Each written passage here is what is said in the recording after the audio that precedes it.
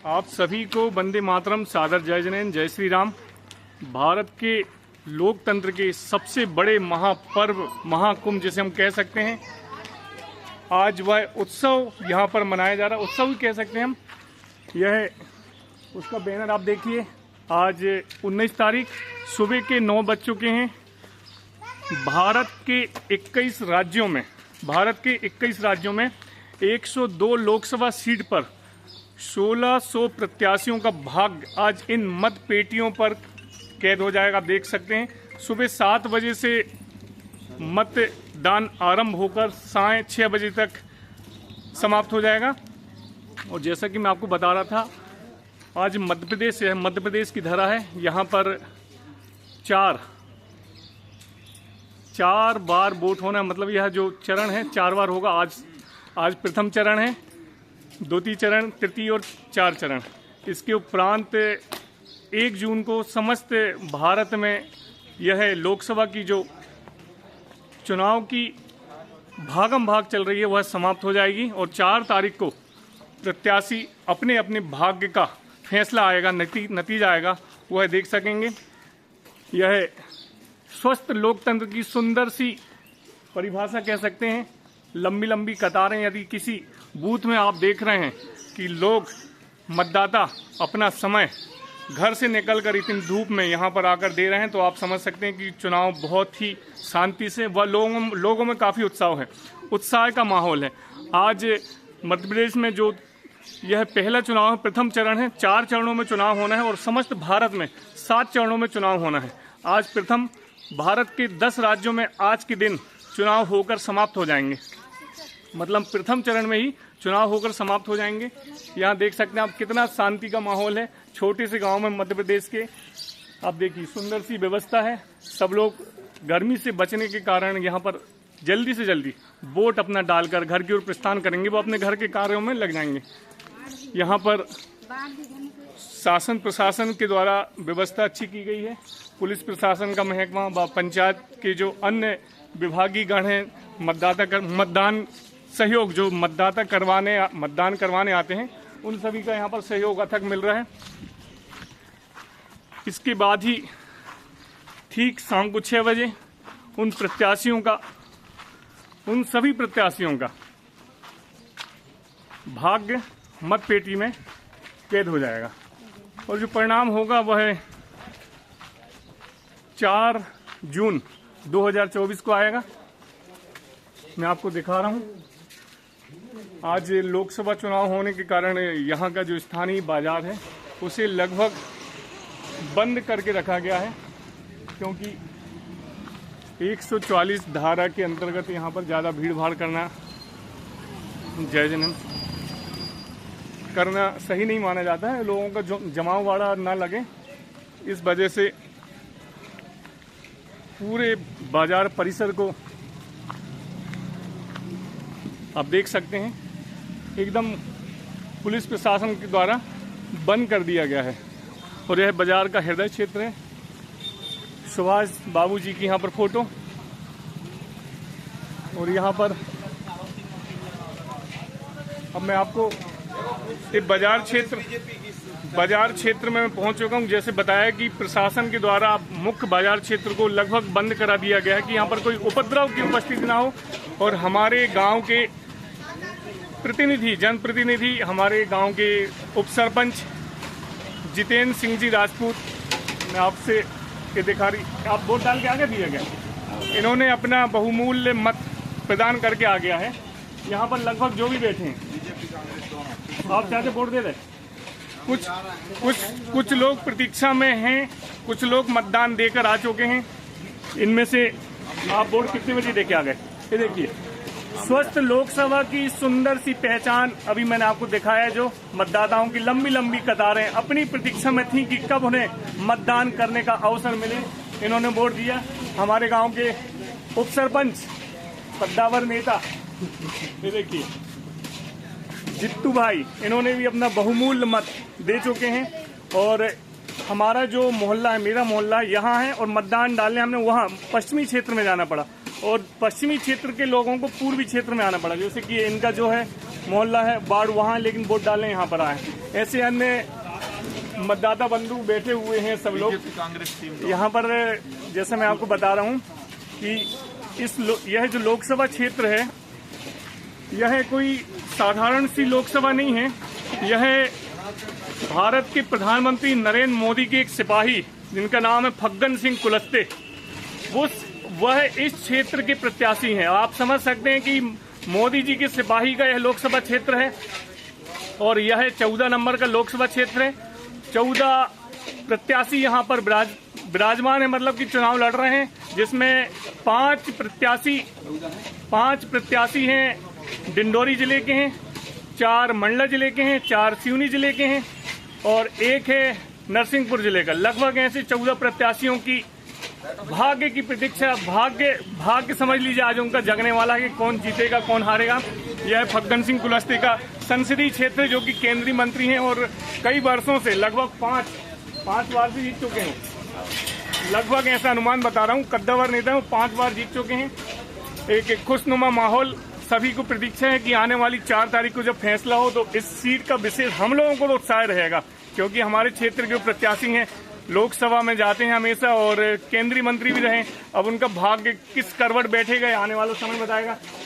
तो मैं चलिए हमारे उप सरपंच महोदय जित्तू भाई से, यहाँ पर टूर्नामेंट होता है क्रिकेट का, उनका नाम, उस टूर्नामेंट का नाम है जित्तू प्रीमियर लीग JPL करके, इन्होंने PPL रखा, उसका नाम है JPL सही में। अब मैं जित्तू भाई से पूछना चाहता हूँ, लोकसभा प्रत्याशी फग्गन सिंह से आपको जो आशा है वो पूरी हो रही है या कुछ कमी है, और उनका अभी के रुझान से क्या जीतना बिल्कुल सही लग रहा है, जीत रहे हैं कि क्या संभावना, बताइए आप। सबसे पहले आसिफ भाई को बहुत बहुत शुभकामनाएं देता हूं और सभी से आग्रह करता हूं कि ये जो लोकतंत्र का पर्व है लोकसभा चुनाव, इसमें सभी ज़्यादा से ज़्यादा मतदान करें, क्योंकि एक वोट ही अपना देश का भविष्य निर्धारण करता है। और हम लोग क्योंकि भाजपा से हैं और निश्चित ही हमारे कुलस्ते जी के माध्यम से हमने गांव में बहुत सारे कार्य किए हैं, उन्होंने बहुत सारी CC रोडें और बहुत सारे कार्य किए हैं हमारे गांव में, तो हम लोग बहुत आशान्वित हैं कि वो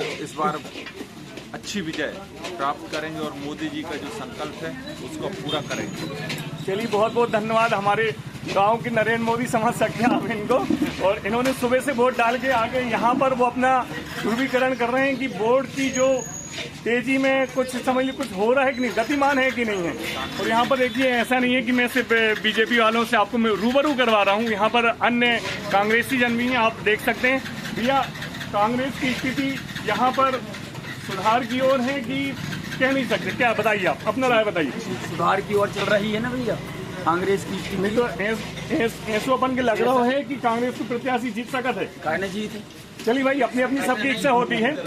पिंडरी में बताया मंडला लोकसभा 14 नंबर की और 14 प्रत्याशी खड़े हुए हैं, 14 प्रत्याशी, और हर प्रत्याशी ये सोचता है कि वो विजयी हो रहा है। लेकिन मैंने बताया मोदी जी के कद्दावर नेता, सेनापति कह सकते हैं हम, सिपाही कह सकते हैं, केंद्रीय मंत्री का यह गढ़ है पिंडरी। जी हाँ, पिंडरी मतलब मंडला लोकसभा।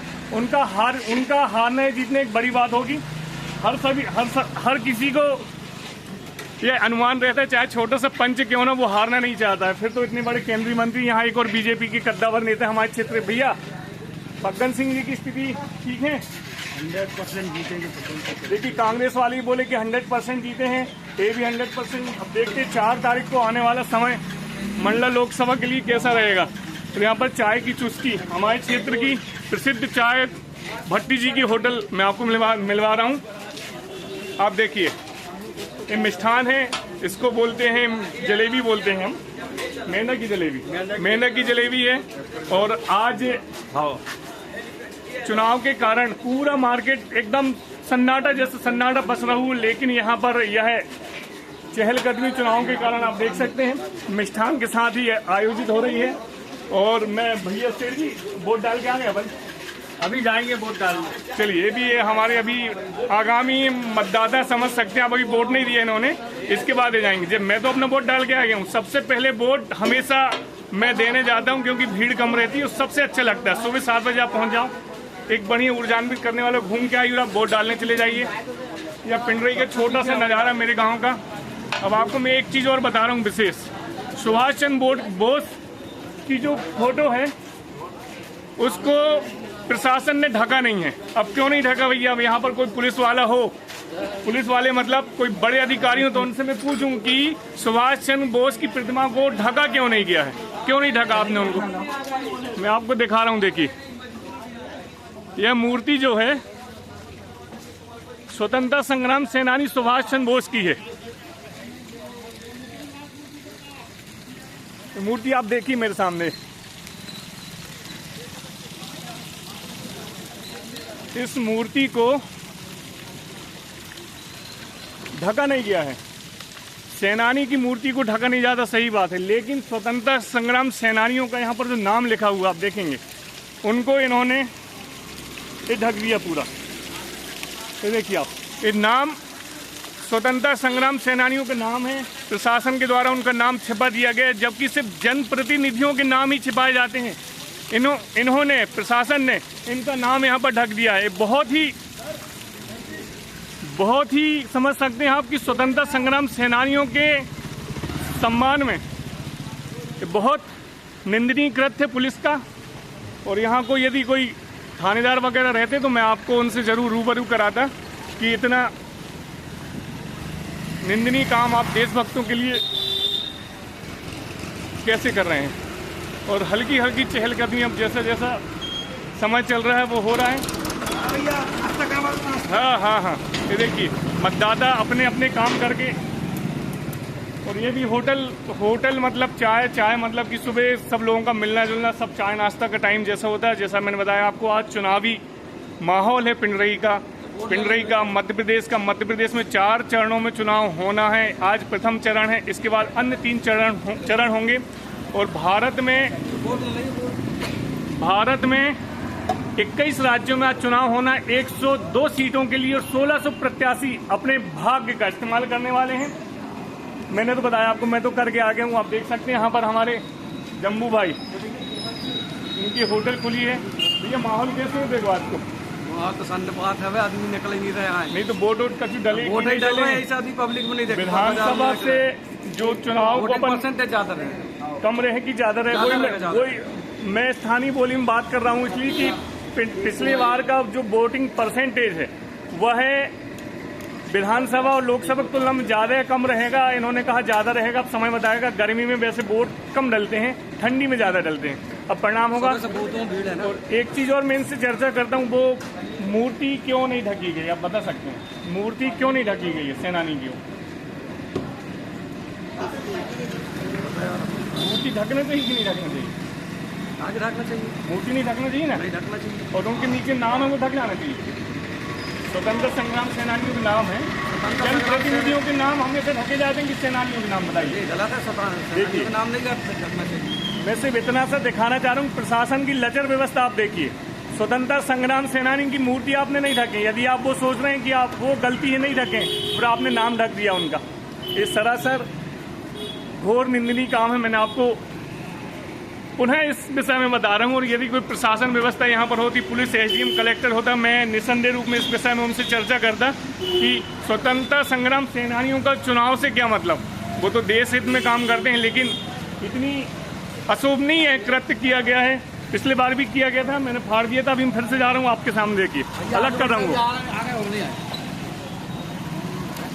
स्वतंत्रता संग्राम सेनानियों के साथ यदि पुलिस प्रशासन ऐसा करता है तो यह बहुत घोर निंदनीय कृत्य है। चुनाव का माहौल धीरे धीरे यहाँ पर तेज हो रहा है और यह प्रूफ आप देख सकते हैं। फिर से दिखा रहा हूँ मैं आपको, देखिए यह सेनानी की मूर्ति है और यहाँ पर स्वतंत्रता संग्राम सेनानियों का नाम मिटा दिया गया है। अब कुछ व्यवस्था यहाँ पर होती कोई तो मैं ज़रूर इस विषय में बात करता आगे, लेकिन यहाँ पर कुछ है नहीं। चलिए ठीक है, आज लोकसभा के इस महासमर में, लोकतंत्र के इस महापर्व पर आप सभी का हार्दिक अभिनंदन है।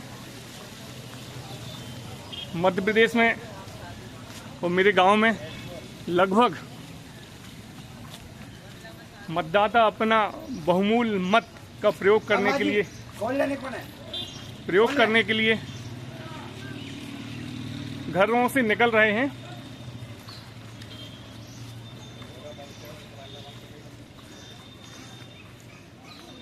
और यह है हमारा पिंडरी का प्रतीक चिन्ह, आप देख सकते हैं, रामलला दरबार। इसी के साथ मैं अपना ब्लॉग समाप्त करता हूं।